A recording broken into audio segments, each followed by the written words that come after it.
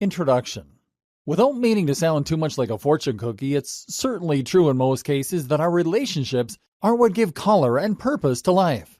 A moment is only ever improved by being able to share it with someone else, and most of us would rate having a range of close and deep relationships as being among the most important factors for creating a meaningful life. If you've ever known what it is like to be truly lonely, then no doubt you'll recognize the importance of these relationships. And if you want more proof that relationships are really where it's all at, then try thinking back to the happiest and best memories of your life.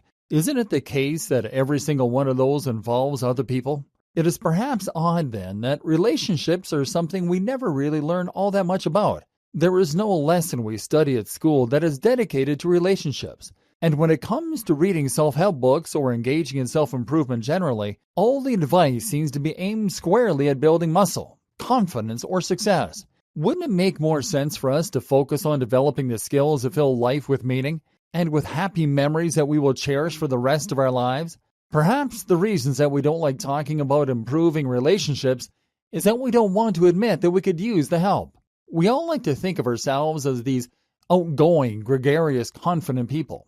Surely, learning how to make better friends is just for the socially inept. It doesn't have to be. Of course, you don't need to struggle at something in order to realize that you could be even better. In fact, it takes a certain maturity and insight to recognize this. You might be perfectly happy right now with a bunch of friends that you love and with whom you have shared many happy memories. Maybe you've got a romantic partner who you are very close to, and maybe you get on well with all your coworkers. But that doesn't mean things couldn't be better. That doesn't mean that you couldn't have a wider selection of friends. It doesn't mean that you are necessarily perfectly happy with all those friendships.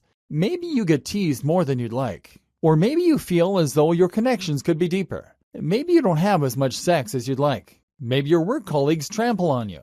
Whatever the case, relationships are incredibly complex and dynamic, and the better you become at navigating them, the happier you will become and the more you will be able to achieve. With all that in mind then, read on. And in this training, you'll learn to master your relationships with others. You'll discover how to build longer, lasting friendships, how to have a more romantic and more sexy love life, and how to generally have better relationships across the board. You'll see that there is an art and a science to this, and you will learn to master it.